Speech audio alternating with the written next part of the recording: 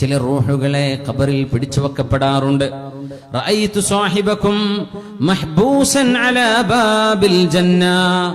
മരണപ്പെട്ടു പോയ ആളെ സ്വർഗത്തിലേക്ക് കടക്കാൻ കഴിയാതെ സ്വർഗത്തിന്റെ വാതിൽക്കൽ വെച്ച് പിടിക്കപ്പെട്ടതായി നബി തങ്ങളുടെ ഹദീസിൽ കാണാൻ കഴിയും. വമിൻഹും മൻ യുഹ്ബസു ഫീ ഖബ്രിഹി ബിസബബിദ്ദൈൻ. കടം വാങ്ങിച്ചിട്ട് തിരിച്ചു കൊടുക്കാത്ത ആളുകളുടെ ആത്മാവുകളെ അല്ലാഹു തആല ഖബറിൽ പിടിച്ചു വെക്കുന്നുണ്ട്. വമിൻഹും മൻ ഹുബിസ ഫീ ഖബ്രിഹി ഫീ ഗല്ലത്തിൻ ഗല്ലഹാ.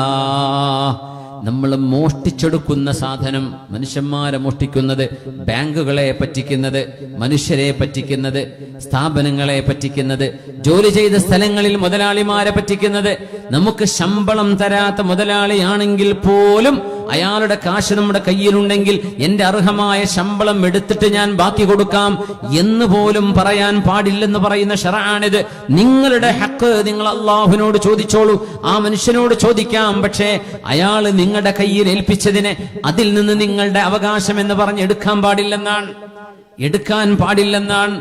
അങ്ങനെ മനുഷ്യർ ആരുടെയെങ്കിലും ഹക്കടപാടുകളിൽ വീഴ്ച വരുത്തിയിട്ടുണ്ടെങ്കിൽ അവരെ ഖബറിൽ പിടിച്ചു വെക്കുമെന്ന് പരിശുദ്ധ റസൂൽ സ്വല്ലല്ലാഹു അലൈഹി വസല്ലം.